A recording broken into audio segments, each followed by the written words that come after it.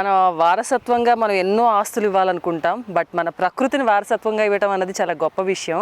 So అలాంటిది మన TRS government Santosh గారు ఇదంతా కూడా చేయటం, నేచర్ని దృష్టిలో పెట్టుకొని నెక్స్ట్ జనరేషన్స్కి మంచి ప్లాంటేషన్ని, అంటే కనీస వసతులు, ప్రకృతి అంటే ట్రీస్, వాటర్, ఇవన్నిటినీ కూడా పొదుపు చేసి వాళ్ళకి అందించాలి అనుకోవటం చాలా గొప్ప విషయం. ప్రకృతే మనకి అంతా, ప్రకృతి లేనిదే ఏదీ లేదు. సో అలాంటిది ప్రకృతిని దృష్టిలో పెట్టుకొని ఇప్పటికీ ఇన్ని కోట్ల మొక్కల్ని నాటుతూ తెలంగాణ అంతటిని ఒక పచ్చటి కార్పెట్ లాగా చేయటం అనేది చాలా గొప్ప విషయం. సో డెఫినెట్గా మీరందరూ కూడా మీ నెక్స్ట్ జనరేషన్స్కి ప్లాంట్స్ నాటి వాళ్ళకు ఒక మంచి భవిష్యత్తు ఇస్తారని మనస్ఫూర్తిగా కోరుకుంటున్నాం.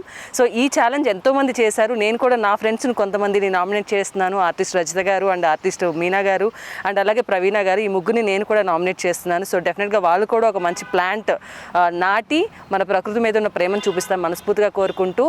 So once again TRS government and Santosh గారికి నిజంగా ఇలాంటి ఒక మంచి కాన్సెప్ట్ని తీసుకొచ్చినందుకు మా అందరి తరపున కృతజ్ఞతలు తెలియజేస్తున్నాను. Thank you.